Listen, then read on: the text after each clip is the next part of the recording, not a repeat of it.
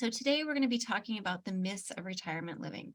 You know, we all, as we age, have choices. We all are thinking about this. We're all, thinking about, our next best steps in our lives. And today we're going to be talking about retirement community and kind of things that people hear about retirement communities.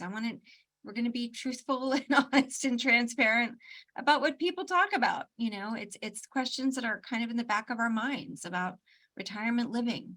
So we're going to talk about it. My name is Erin Farrell. I'm the Director of Sales and Marketing here at Saratoga Retirement Community. I've enjoyed working at this campus for almost 8 years. Really love this place. I've been in senior living for many, many years. I volunteered in senior living, primarily in skilled nursing for 20 years. So I really love this industry. I find the best and most interesting people are my clients and my residents. So it's a lot of fun. Happy to have Brian Schwatka leading this presentation as well. He's a fantastic local realtor and really relocation specialist. He's one of the best people I know. He is an expert in this transition industry, working with seniors, helping us figuring out, where do we want to go? What's the best step for us? How do we situate our home and our titles and all of the, aspects of real estate that, we don't always know. And some things change over the years, laws change. And this guy, Brian, he keeps up on all these things and he helps to educate us on this. And I learn something new every time I listen to him speak about these things. So he'll be sharing some information with us today as well. Thanks, Erin. Thanks for having me. Appreciate it. Thanks, everybody, for being here. You Thanks, proactive Brian. homeowners, you.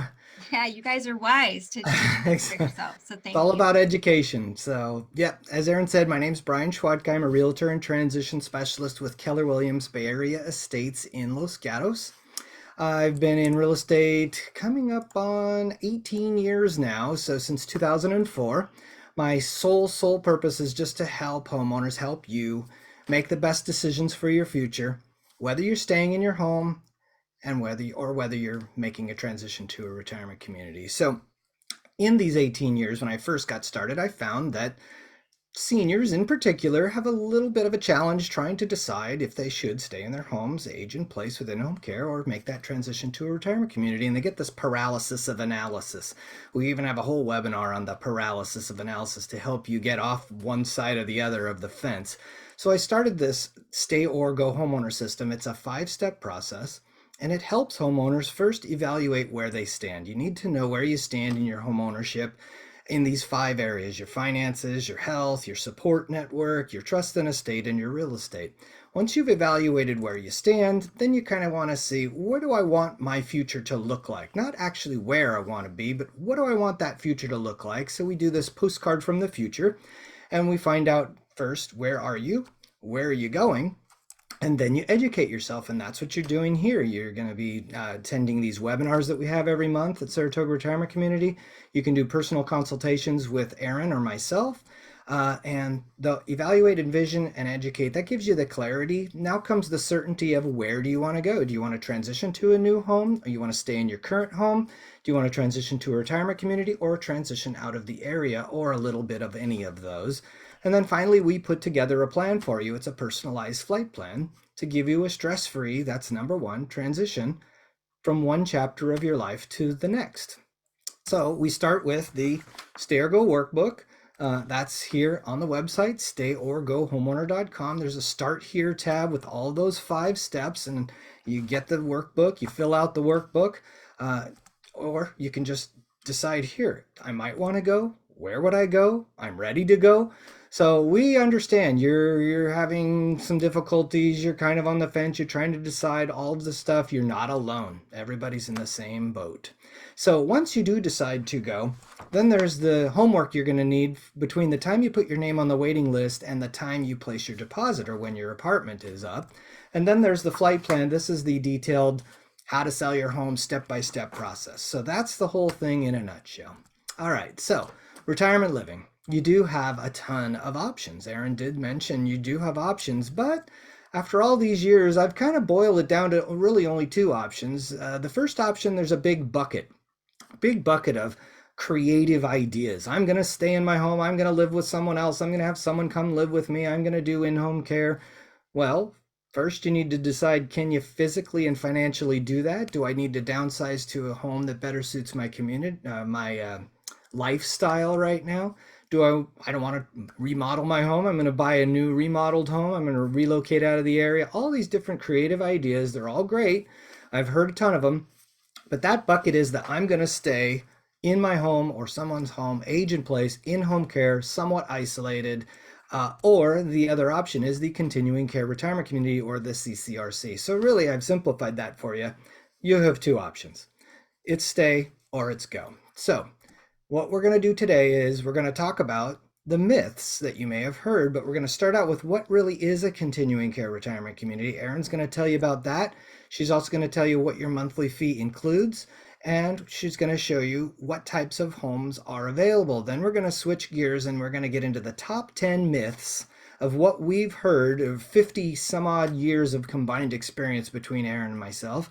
And these are the top 10 myths, and we're going to bust those myths, and then we're going to give you some homework or what the next steps are. So I'm going to hand it back to Erin right now, and she's going to tell you what a continuing care retirement community is, what the fees are, what comes with your fees, not the actual fees, and what types of homes are available. So Erin, take it away on what is a CCRC. All right, thank you, Brian. So a CCRC basically stands for Continuing Care Retirement Community. And some people call them life plan communities. There are different names that people call them. Um, but the basic premise of these types of campuses is, I'll pick on myself. I'm looking myself to move to a continuing care retirement community at one point. So I'm working towards that. I'm thinking about my future. I'm a continuing care retirement community. I would be paying a entrance fee to get into a continuing care retirement community, and I'd be paying a monthly fee. The entrance fee is not insignificant. It's a substantial amount of money. Um, some people almost liken it to putting a big down payment down on a car or a home, because that money does work towards your continuum of care. So I'd put an entrance fee down at Saratoga Retirement Community. We happen to have two types of entrance fees. We have a traditional entrance fee. It's amortized over 3 years.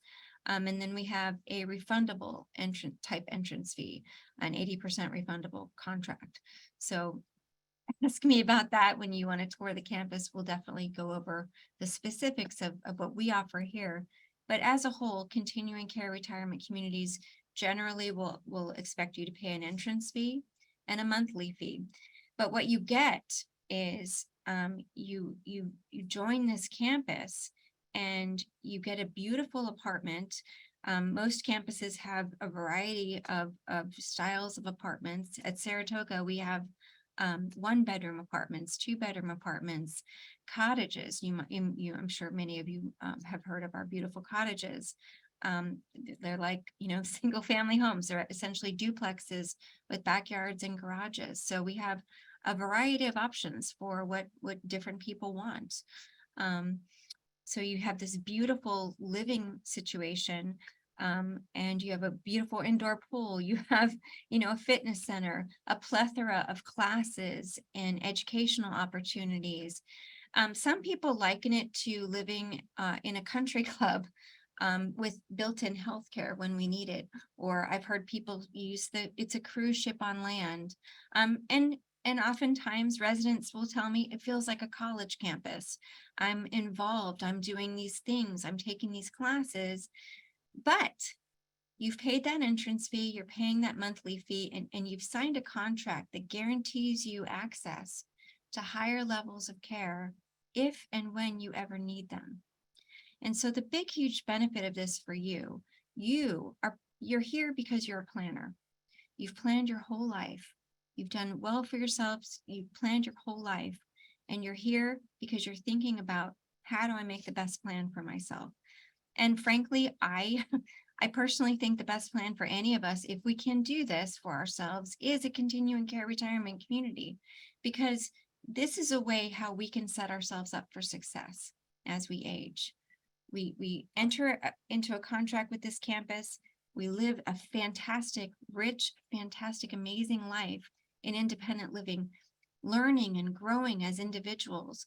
And then we have the built-in care guaranteed to us if and when we ever need that care. So I'll pick on myself. If I'm in independent living, I'm enjoying my life, I'm taking lectures and classes and going all these great places with my fellow residents and having a great life. Say I need hip surgery or something. I can go to if you look at the buckets here of the places I can go in my campus, I can go off campus and get my hip surgery, and then I can get my rehab in our skilled nursing and get all my needs taken care of at this campus. So that's the premise of these types of campuses. That means all of my needs will be met for the rest of my life, and I'm going to have a very enjoyable, happy, carefree life to grow and become the best I can ever be. And so that's what this type of campus is pretty much about. We offer the continuum of care, but it's a fantastic lifestyle at every level. Perfect explanation. Thanks, Erin.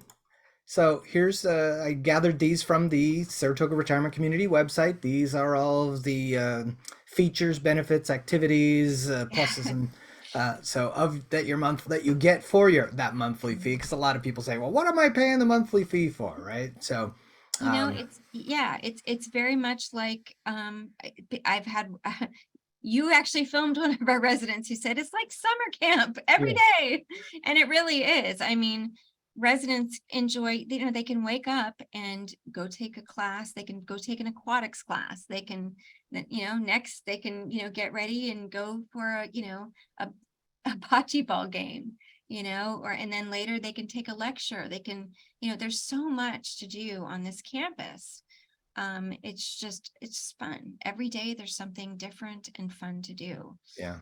And we're not knocking staying at home within home care, but these types of things are not available at home. So No, what happens if we choose stay at home care, and we can, but no matter how much we have, no matter, we can have the best caregiver in the world, we're isolated. We're still isolated with that caregiver. We're not doing all these fun things that we could be doing on a campus like Saratoga. yeah. And even if Um, you had all these things in your backyard, you do it alone. You're not yeah, with a new community of new neighbors and new friends and having new experiences. And, you're going to actually, I've heard you're going to live longer the more social you are, right? well, And there, isolation leads to depression, which leads to other things. yeah, please feel free to look that up. That's Yeah. definitely something that we're all thinking about. We are social creatures. We definitely need each other. And our mortality, we need each other to live as long as we possibly can. We humans, that's who we are. Yeah. We are not, we don't do well siloed for sure. Right. They call it solitary confinement for a reason. Yeah, we All had enough right. of that during COVID. Right. Let's get out of that. All right. So I know you guys at Saratoga Retirement Community have cottages and apartments. They are different than each other, but I did pull some pictures off the Saratoga Retirement Community website. So maybe you could talk about the new remodels you're doing and how different it is from a month to month. I'm saying it's a larger community. It's a little more fancy. Mhm. It's the caliber of people. It's just a wonderful place to be. So Yeah, it's definitely a lot different from a month to month. I know that, there are some month to month options out there. They're generally the planners, people the planners of the world definitely gravitate towards continuing care retirement communities because everything's built in. And I think most of us don't want to be jolted in the middle of, if I moved to a month to month campus with independent living, I could do that where it had no higher levels of care. But then when I need a higher level of care, my family's scrambling to try and make that happen. And hopefully places will have availability for me. It's just not a good situation for us to put ourselves in if we can avoid it. And I think many of you are here wanting to hear about that and to see how you can set yourself up, in the best way. And Brian's, yeah, we have everything. I mean, frankly, any of these apartments or cottages, when you walk in and you see them, they're going to be like any high-end condo or beautiful home that you would ever want to live in. They're fully appointed, full kitchens with dishwashers. You've got a washer and dryer. You've got a patio. You've got everything that anybody would want to entertain people in their apartment or their cottage. And then the extension of the whole campus is yours. I mean, you've got gourmet dining rooms. You've got you know tasting rooms. There's just a lot that is yours. So it's a lot of beauty that you are surrounding yourself with, and interesting people, and fantastic things to do. Yeah. One of the things I get sometimes is, how can I move from a 5 bedroom house, 2 stories, 3 car garage to a, 1,400 square foot condominium or townhouse, Well, I always say to them, if you think optimistically or glass half full, you're actually going somewhere that's larger. Yes, your living area is smaller. Most people say, I only really live in the kitchen and the dining room anyway, right? Bingo. Yeah, How many rooms do you? I I live in probably maybe 3 rooms in my house, right. maybe, but more like two. Yeah. I mean, if we're going to be honest with ourselves, I think many of us could actually admit that. And the nice thing about the common areas of campuses like Saratoga, they're full of interesting people doing interesting things. That's not happening in my living room most of the time. So it's pretty great to have these extended spaces for ourselves here. Yeah, yeah. I mean, my dining room doesn't look like that. My dog run doesn't look like that. I don't have a swimming pool. I don't have a bocce court. So really, you're going to a place that's actually larger than where you're at now.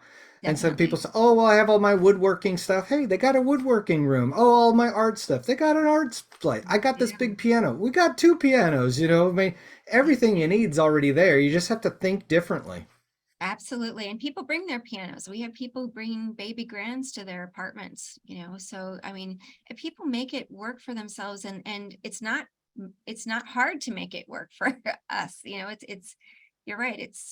There's so much to you grow. Your Yeah, life gets bigger on a campus like this. yeah. It's all the way you look at it. All right, let's get into our top 10 myths. Here we go. I'll tell you, I've been hearing them. I'm ready. These are them.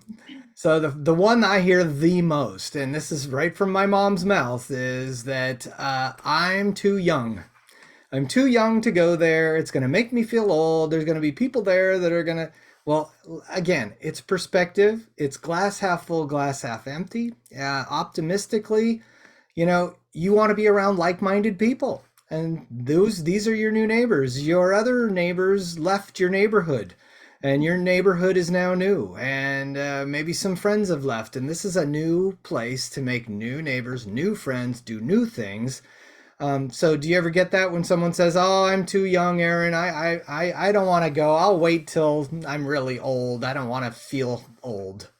I do. I don't hear it quite as often these days. I mean, we definitely, we have people touring our campus, much younger and younger. We have people who live here in their 60s who still go to work every day.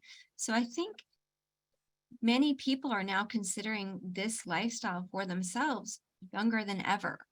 And we have people in independent living who are, like I said, in their 60s. We have people in independent living in their 70s, in their 80s, in their 90s. We have people in independent living who are over 100 years old. They won the health lottery. They're doing great. They're independent.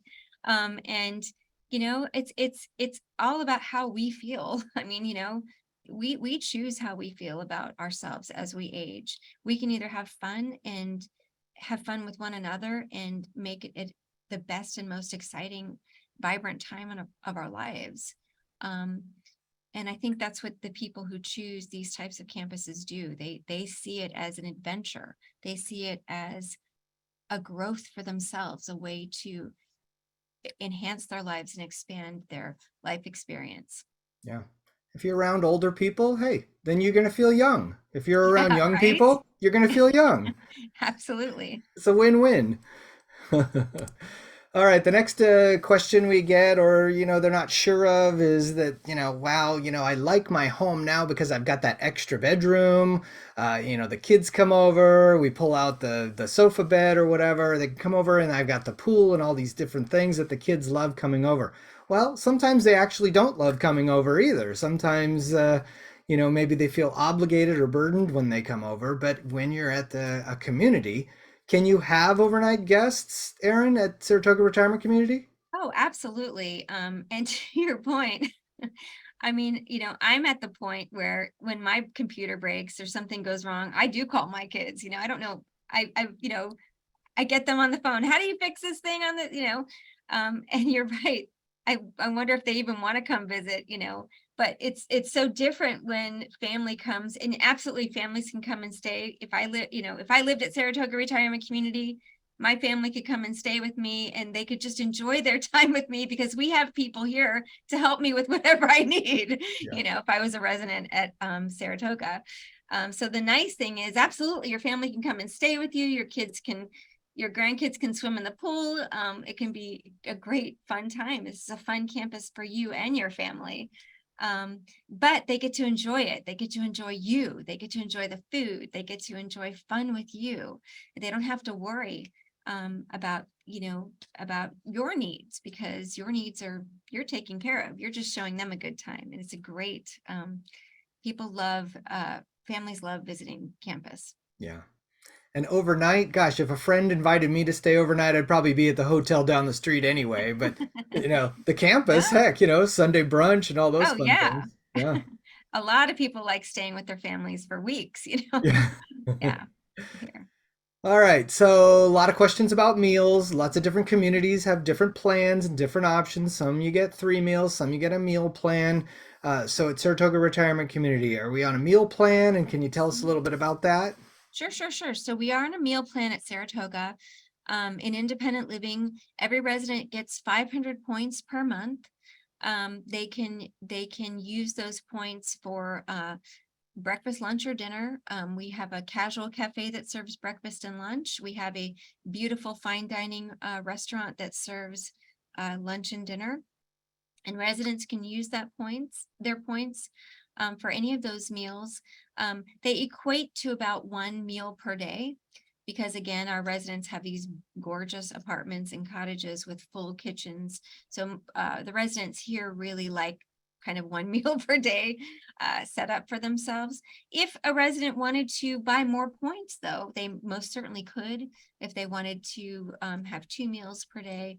But most residents actually take their points down a notch. They don't want as many points. So you can also do that and get a little bit of a credit to your monthly fee. But the point system, yeah, it's a point system and about 1 meal per day in independent living. Yeah. Okay. All right. How about our friendly furry pets? Can you have Great Danes and horses, or does it have to be Chihuahuas, or is there any requirements there? Nobody's ever asked about a horse, Brian, but we do have dogs and cats and fish and birds.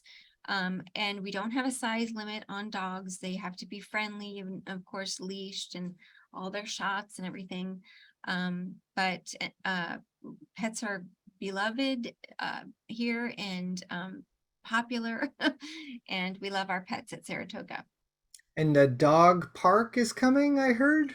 Yeah, the residents are talking about a dog park, and so that's all being considered right now, in part of our upcoming plans, we hope. Would that be out by the bocce court and the pool, that big grass area there? Is that what you're thinking? It would actually, the last iteration of it, I think, was going to be towards the Koi Pond area, the Koi Pond Oasis. Okay, We gotcha. shall see. Yeah. All right. Next myth we're gonna bust. Do I own the apartment or am I just renting it? Now there are apples and oranges here. There's the forum at Rancho San Antonio where you're purchasing another property. You're paying property taxes, property insurance, all the fees that go along with that. You're responsible for selling it, or if you pass, your kids are responsible for selling it.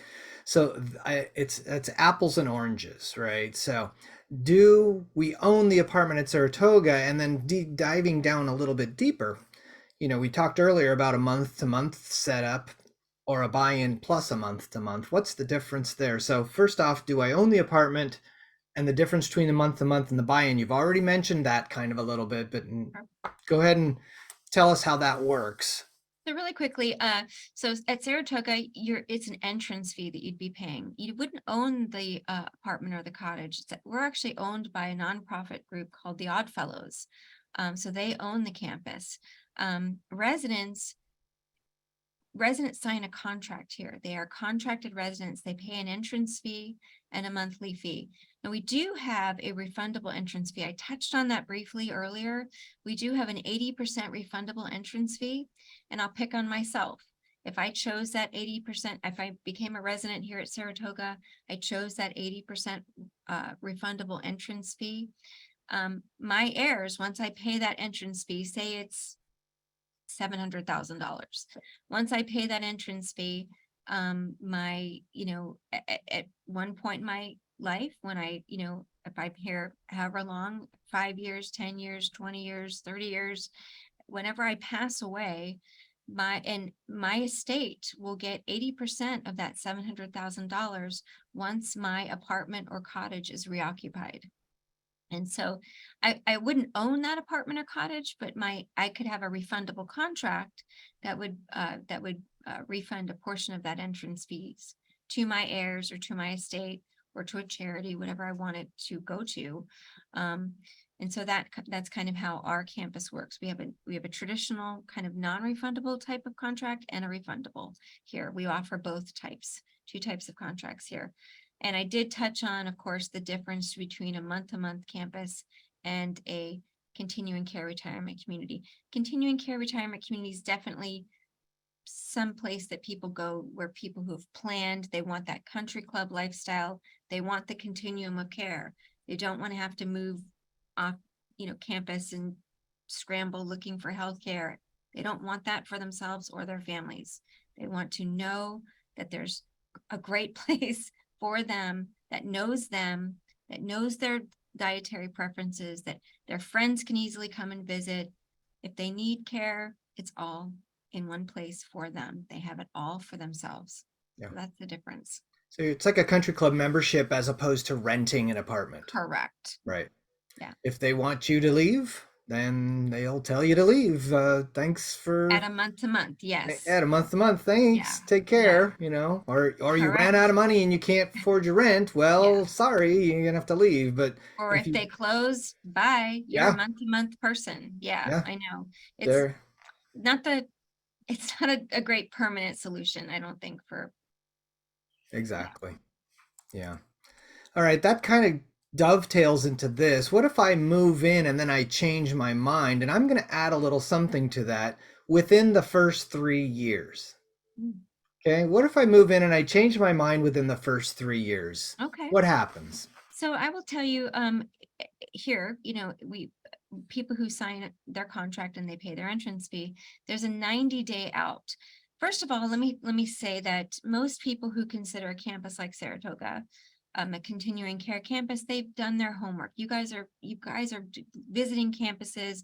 We always tell people we have excellent competitors. You should look around. I'll tell you where to go. If you want to know other great places to go, we will happily tell you. So usually people have done their homework, and by the time they've chosen the campus that they want to move to, they know the people, they're really happy. It's rare for people to leave a continuing care retirement community, but I'll pick on me. Say something happened. I say I moved into Saratoga Retirement Community and my kids decided to move to Egypt or to, Germany or someplace, and I needed to follow them. I could, if I were on an amortized contract, you said within 3 years, a portion of my entrance fee would be refunded to me once the apartment or cottage was reoccupied. If I were on a 80% refundable contract where, again, once that apartment is reoccupied, I would be the recipient of that 80% of the entrance fee that I paid. But within the first 90 days, if I any of this transpired within the first 90 days of me signing my contract, I would actually get a full refund of my entrance fee, regardless of the type of contract I signed. So people do have a 90-day out when they move to a continuing care retirement community like Saratoga in California. So there's a 90-day out clause. You just let the campus know and you would actually get a full refund of your entrance fee. Can't imagine someone saying, "Let me off this cruise ship. I'm having too much It's fun." rare. It's very, very rare, for that to happen because we're doing our homework, we're finding the greatest place that we want to be, and it's usually a fantastic experience. All right. Health insurance. A lot of questions about health insurance. Do I keep the same health insurance? Do I keep the same doctor? How does the health insurance kick in if I need it? Or long-term care insurance? So maybe you can dive in a little bit on the insurance portion of it, and then you might even want to talk about skilled nursing too, if you want. Sure. So people do keep their own insurance. Some people do have long-term care insurance, some people don't. That is a personal preference, certainly. It does, if you do have long-term care insurance, it tends to kick in assisted living. When you've identified how many activities of daily living needs that you have. The campus definitely helps with that paperwork, which is enormously beneficial to the family. But yes, people do keep their own health insurance. The health services that we provide are just to assist you so that you can get the care that you need right here on the campus. And so, yes, you would keep your same health insurance. None of that would change. Moving into independent living, most people keep their same doctors. You're going to your same doctors. We provide rides for you if you need a ride to those physicians, clinicians. We're here to make that happen for you. But yes, you're keeping your same insurance. We're just supporting you along the way. All along the way, we're supporting you. We've got your back. We're working with your clinicians on making the best life for you in our higher levels of care. So we're kind of your partner with your clinicians, getting the information from them on what to do here to get you the care you need. Yeah, and the paperwork you mentioned. I mean, when you want to make a long-term care health insurance claim to try and get paid back for what you paid. I mean, Yeah. we're doing it onesie twosie. We don't know how to do it. You've got a staff there that does it for everyone that lives there, so you guys know how to, get right to the front of the line and get everything taken care of as fast as possible the same way every time. So That is definitely not a small thing. You yeah, are so right. I've actually had to deal with that end of our business. And insurance companies they're not always thrilled about making those payouts. But you're right. At Saratoga, we know what to send them, that we know we can send them document after document to make sure that you get reimbursed. Um, according to the plan that you signed up for with them. We submit all the paperwork that to prove to them that you're getting the care you need so that you can get reimbursed. It is a very wonderful benefit to being a part of this type of campus. yeah, yeah. So there'll be some changes in your life, but actually they'll be for the better. Yeah, the retirement community is gonna make your life easier, more stress-free, Exponentially. more social, more enjoyable, so you can spend this latter part of your chapter, without worrying about all of the things that go along with being a homeowner or being at a month to month. It's enjoy the cruise ship. Why not? Yeah, Absolutely. yeah. All right, so we get to a point at a certain time in our lives where our health sort of veers off from our co-owner or our spouse, and we don't age exactly the same. And some of us have some things that maybe some early onset forgetfulness, or maybe your health changes differently for each of you. And if you were to not be at a continuing care retirement community, maybe one of you would need to go to an assisted living community and the other one would need to go to a memory care community. Whereas the continuing care retirement community, you have that continuity of care where you're still on the same campus. You can still visit each other. You don't have to drive to the other spouse's location, or if you had some skilled nursing to do, you could go to the skilled nursing right there on campus, or get your skilled nursing in your room. And so there is that one campus thing. But what happens at the campus, Erin, where we both come in independent living, and then we start to sort of veer off from each other? How does that work? Mhm. Um, every couple asks this question, of course, when they're touring. This is such an important question to all of us in regards to our spouses and our what will happen. And you're right, we all age differently. And so typically what we see, people come to, independent living, of course, together. And then when, if one spouse is having some health issues, um, they might need to move to a higher level of care, or um, it can be a minor thing. Sometimes we'll see it, a little bit less of an issue, where maybe I'll pick on me again. Maybe I'm, having some sort of health event. I go to the hospital, get my needs met. I get discharged to our skilled nursing. I'm getting the rehab at our skilled nursing. Maybe I've improved to where my clinicians and Saratoga believe I can go back to independent living with some physical therapy following me in my apartment or my cottage, and I'm there with my spouse.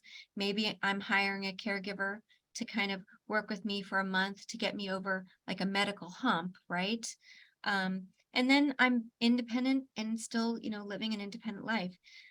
We see those scenarios, but say I've just significantly, I'm picking on me again. Say I've just significantly slowed down. My spouse is still very independent, but I've significantly slowed down. Um, we would have to make a decision as a couple.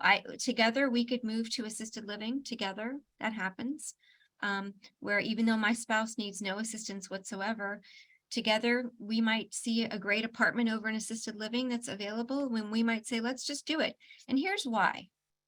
Because if he and I moved over to assisted living, I'd be getting my needs met in assisted living, right? I'd be getting whatever I need over there. They'd be helping me with my needs, but we could still be enjoying our life in independent living. We could still dine in independent living with our friends. We could still swim in the pool. We could, if we can, if we can swim in the pool, and we can manage that. We're doing all the things that we did.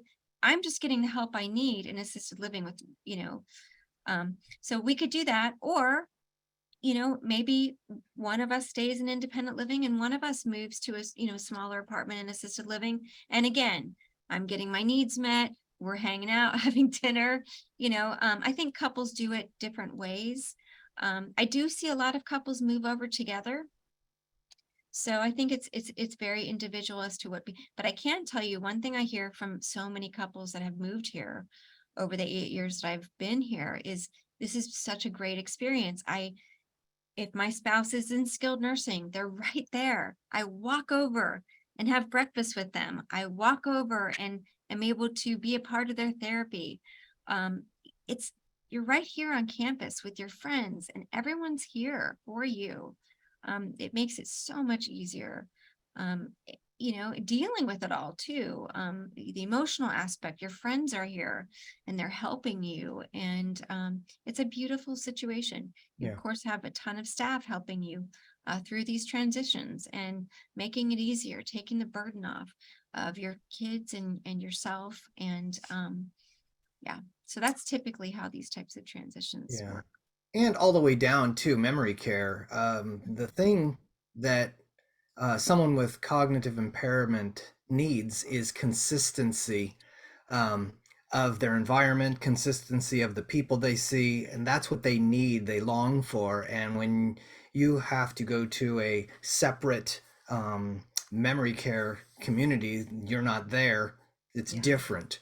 So if they started out in independent, went through assisted, did some skilled, and then let's say they had to go into memory care, they have that consistency of, this is, I know this area, I know this campus, I know these people are going to come visit me, and it's going to be a much easier transition into memory care, because if you talk to the people that work at the memory care communities where that's all they do, that transition is very difficult when you're going to a completely new environment with new people. So if you want to have that empathy for them, the best way to do that is to start out at a community and move through the community to help the person with the cognitive impairment.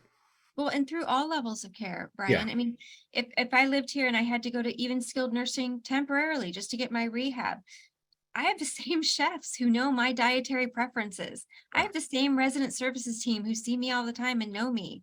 These people know me. They, when residents have to transition to different levels of care at different times in their lives, they've got a team circling who know them and know what they like, know what's important to them, know their families. It's just we're your partners, and it's just a nice thing to have in your life if you can. Yeah. Well, like I said, new neighborhood. And imagine if in your neighborhood you had a hospital like half a block away, you'd have a lot more visitors. And I've actually talked to people who live at Saratoga Retirement Community that went into skilled nursing for a couple of weeks. And she said, wow, it was so nice. All of the people I hang out with, they all came and visited me in skilled nursing. I Yeah. mean, you go to the hospital or you go out for a skilled nursing facility, a sniff, not a lot of people are going to come visit you. And, it's just going to be a weird situation. So why not Yeah. get that consistency and that continuity? That's pretty great. Yeah. And a lot of people find out about us. I've had many people tour independent living after they ended up at our skilled nursing. Mm, Maybe there was room, there happened to be room, and a discharge planner from a hospital, got them into our skilled nursing, which is gorgeous. And then they end up touring independent living and then eventually move to independent living. So yeah, it is a good experience. nice. Yeah. Yeah. All right. What's next? We've got, oh, we all know Ah, this one. this one. Yeah. Even the downsizer probably needs to downsize their home, but this is where the paralysis of analysis kicks in, where I've got way too much stuff. My husband's got way too much stuff in the garage.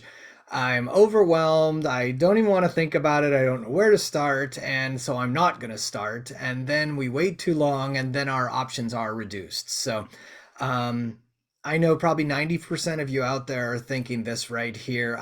Everybody I talk to, I ask, what's the most important or the most difficult part of it? It was the downsizing. So, Erin does have some solutions for you at Saratoga Retirement Community in the downsizing area, or you don't know where to begin area. So, send it back to Erin. Oh, thank you. No, it's funny because it's a struggle for all of us. I feel like whenever any of us has a space in our homes, we fill it. That's something. Some people are really not as bad. I'm terrible. I fill spaces, right? So downsizing is always something in the back of my mind. But people who get on our wait list, we offer classes on downsizing. So that's always, people find that to be enormously helpful. And we have events that again talk about downsizing, and you're talking to residents who did it because we always invite residents to our event. And so they'll tell you, oh yes, and here's what I did. And they share tips, which again is valuable. And also we have a program at Saratoga. So when people they join our wait list, and then once their apartment or their cottage is ready, and we offer that to them, and they get their deposit going, we actually turn them over to a moving enhancement group. We use a couple of different groups. Gentle Transitions is one of them. We use Managing Moves and More. And what these folks do, they'll come to your house, they'll have the floor plan of what you want here at Saratoga, of what your apartment or cottage, the floor plan. And then they'll sit with you and talk with you about what you want to take, what's going to fit in your space here, what you don't want. They'll help you sort through that stuff. They'll give you advice on what to donate, how to donate things, how to sell things, what they'll even give you tips on what they think might be marketable, and where to go to find that out. And then in the end, they'll come with all that you're going to bring to Saratoga. They'll pack everything for you. They'll meet your movers at Saratoga. They'll unpack everything for you. They'll take the boxes and the moving stuff away. They'll make your bed. They'll put everything away for you, so that when you get here, you get here to a fully, appointed, beautiful home. So that tends to take a lot of the sting away, because you've got a partner there that you're working with, and we help pay for some of that. So definitely talk to us about that, because people find that to be enormously valuable. And we're really grateful to be able to partner with our incoming residents on helping them through that. Because I think that's one of the most difficult things for any of us, is where do I start even thinking about how to downsize in order to make this happen for myself? Well, we can help you with that. Don't let that stop you. We will help you with that. It's little steps. Sherry Siglowski, who works here, she always says, how do you eat an elephant? One bite at a time. And I love that, because it's so true. We'll help you. We'll help you. We'll talk you through this, and we'll help you. Yeah. 99% of my clients, when I meet with them the first time, and I'm usually working with them a couple years before they make their move, 99% of them say, we'll do it ourselves. We're fine. We know what we want and what we don't want. We just got to get him to get started, right? But then 99% of the people that actually use them, which I would say 99% of the people do use them, they all say, oh my gosh, now that I realize what they did and how much work that was, and how much my kids really didn't want to help anyway, and they don't want any of my stuff anyway, that I'd say 100% of them say, I can't imagine doing that myself afterwards. So engage early, have an initial consultation with them, have them come out, look at your place, give you some tips and tricks. It's sort of like having a personal trainer at the gym. They're going to wait for you. You're going to feel obligated to do. You need some accountability. You need some time set aside. There's tips and tricks that they can give you to make this part of your transition actually enjoyable, because it can be enjoyable if you do it the right way. So there's also, in that pre-transition manual that I talked about at the beginning, there's a lot of downsizing tips in here and a lot of links to videos, which are like past webinars where the downsizer actually shared her information with you for an hour. So don't be afraid. Don't just 15 minutes a day. You'll get through it. But get some people that help, that people that do this all day, every day, and that's their job. So yeah, start sooner than later on that one. Definitely, that's good advice. And 15 minutes a day is also excellent advice. And people often tell us, I feel so good. I feel so free once they've done it, it really is a good feeling. So, Yeah.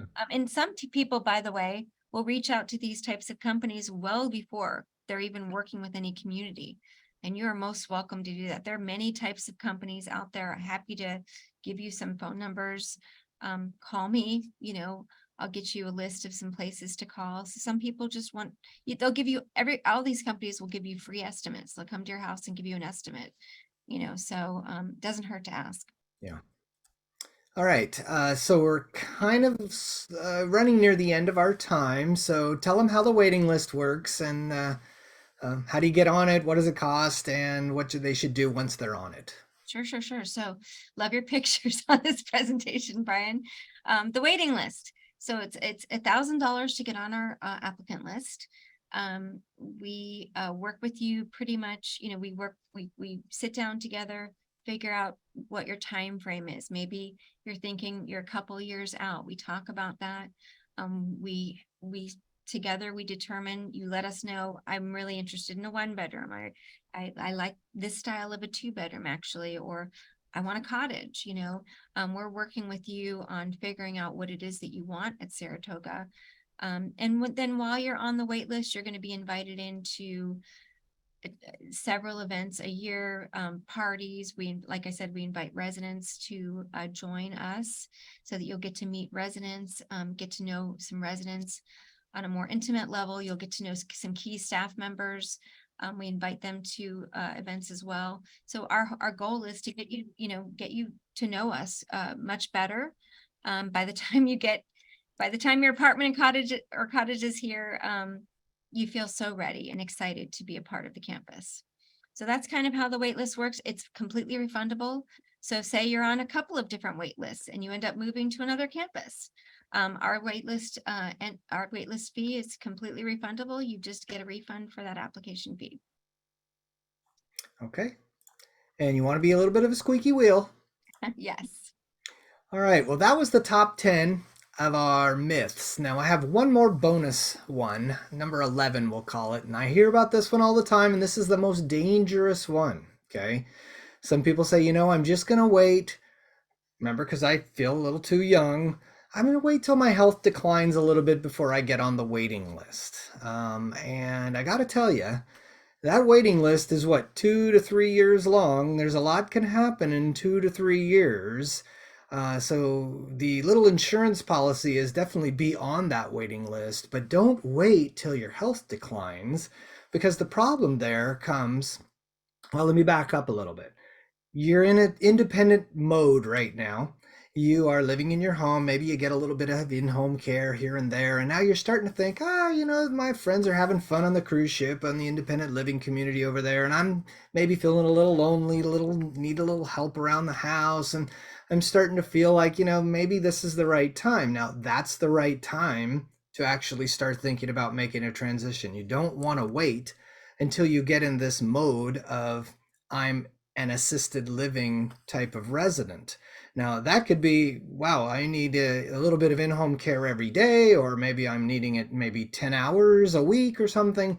You might want to start thinking, okay, physical health is starting to decline. I'm needing more help with my activities of daily living.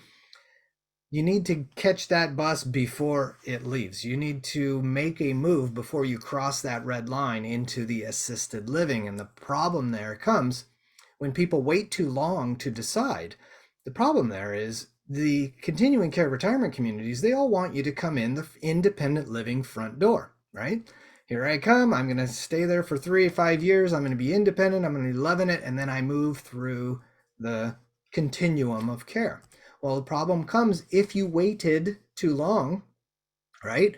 If you waited till, gosh, my health is declining, I better get on the waiting list. Well, Erin's going to say, you kind of waited a little too long. Or maybe you come and you knock on the assisted living side door and you say, hey, I waited a little too long. Can I get in? Well, they're going to tell you, well, first right of refusal goes to the independent living people who paid their entry fee. They came in the front door. And if by chance there's an assisted living unit for you, we don't know when that would be.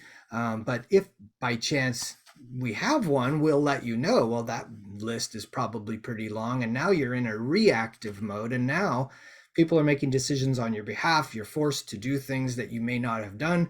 And you're forced to stay in your home utilizing in-home care services. And we have a whole nother webinar. It's the next webinar we do, which is going to cover the good, the bad, and the ugly, the pros and cons of in-home care versus retirement living communities. And there's a big cost factor, and you should definitely see that webinar. But please don't wait too long and cross that line, and you won't be able to get in the independent living front door at the retirement community. And Erin, I'm sure you've seen people wait a little too long, and it's heartbreaking. It is. And if you're independent, like I said, we have people who go to work every day who live in independent living. So, you know, um, most people who live on this campus are retired, but we definitely have people who still work. And if you're independent, you're independent. You can come on into independent living. I think there are some people kind of don't necessarily understand the difference between independent living and assisted living. The reason why assisted living is called assisted living is because we would go there when we actually need assistance. Independent living is we are fully independent and we have no need of assistance at this point in our lives. And so we need to get into independent living when that's happening for us. If we wait until we actually need assistance, independent living isn't going to work for us because we need assistance now. So now we have to try and find some place that has availability in assisted living, and that's a gamble and a risk that I think a lot of people don't want to take for themselves. They just don't want to find themselves in that situation. They want to set themselves up for success so that they don't have to gamble in that way with their own health. I mean, it's Yeah. And trying to find caregivers in the home, it's a struggle Yeah. to make that work, to Yeah. juggle caregivers. It's, it's more stress when you're already stressed and when your family is already stressed. So I think a lot of people realize that they see that happen to other people, and then they start looking at these types of campuses for themselves. Yeah. That industry is completely overwhelmed right now. So, all right. So, long story short, it's not going to get any easier as we age. It's going to be harder tomorrow than it is today. We don't want you to wait for things to happen. We want you to make things happen and be proactive and have a planned life. And that's all going to ease your stress level. It's going to cost you less. There's going to be less surprises. You're going to have a more stress-free transition. If you wait and you do it later, others are going to have to make decisions for you. You're going to feel rushed and stressed, and you're going to be paying extra. You're going to make mistakes, and we don't want to make mistakes at this age. And there might not be availability at the retirement communities. And like we just said, you might not be available or eligible for independent living. So let's do things a little sooner than later.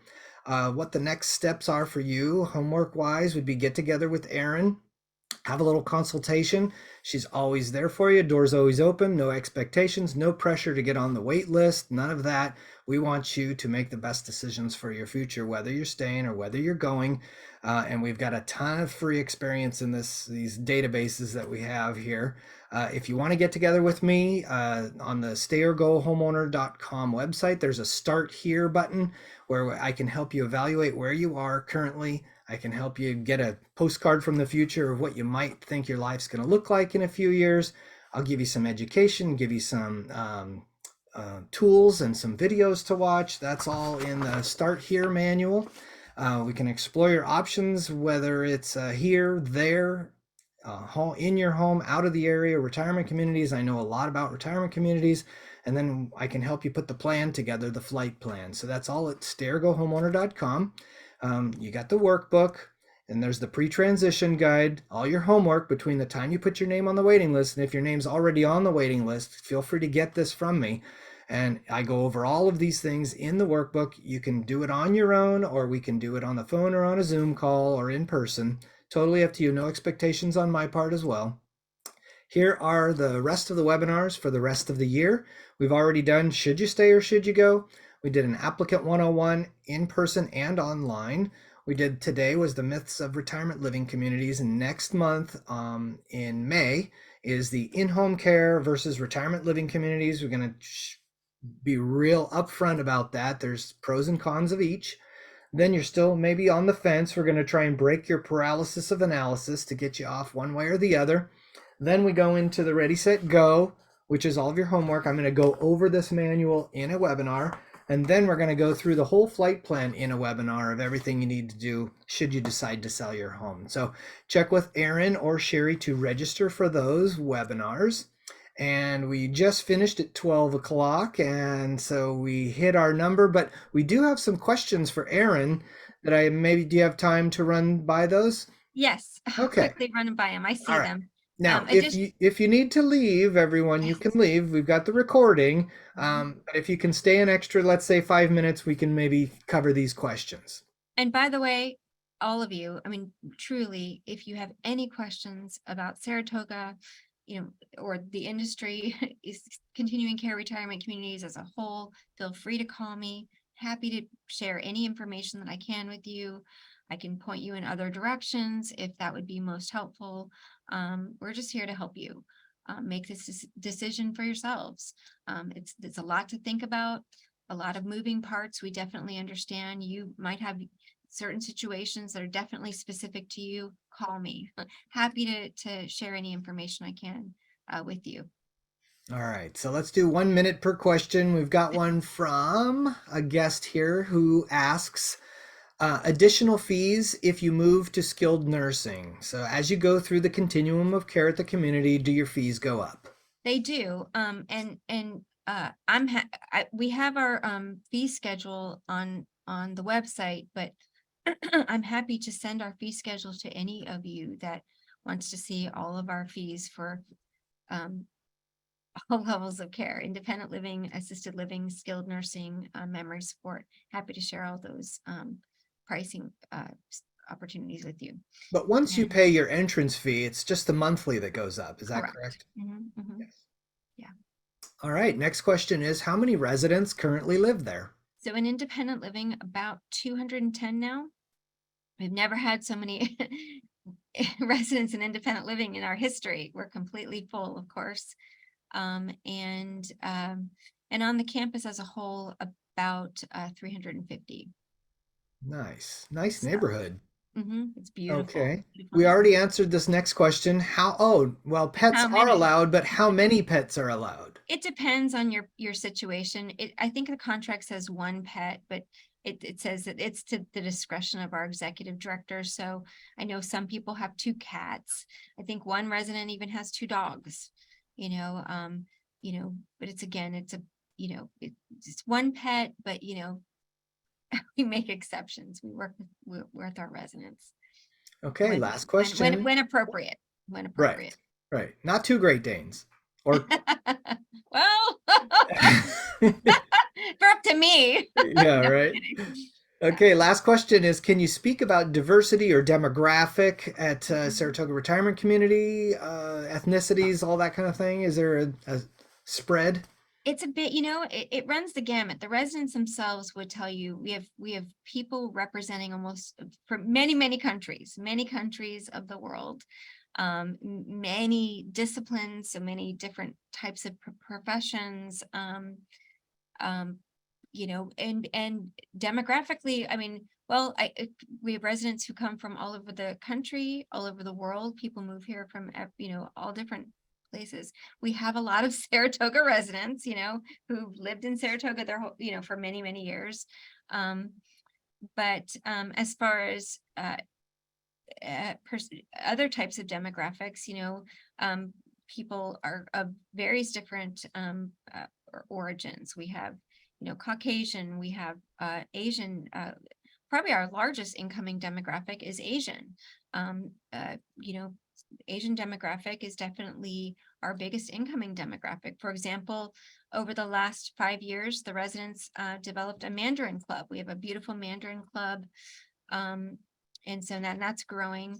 And so our largest incoming demographic is Asian. We have residents from all most representing most ethnicities on the campus. So, we have some diversity. It probably mimics Silicon Valley. I mean, you typically the prime candidate for a resident of Saratoga Retirement Community would be, I'd say, 80% of them come within a 5 mile radius. So if you want to look at the diversity or demographic in Los Gatos, Montessorino, Saratoga, Cupertino, Los Altos, those are the areas. So whatever the diversity is in those areas is what you're going to see at Saratoga Retirement Community, I Yeah. would say. Yeah. All right. Well, we've answered all of our questions. We are at 12:05.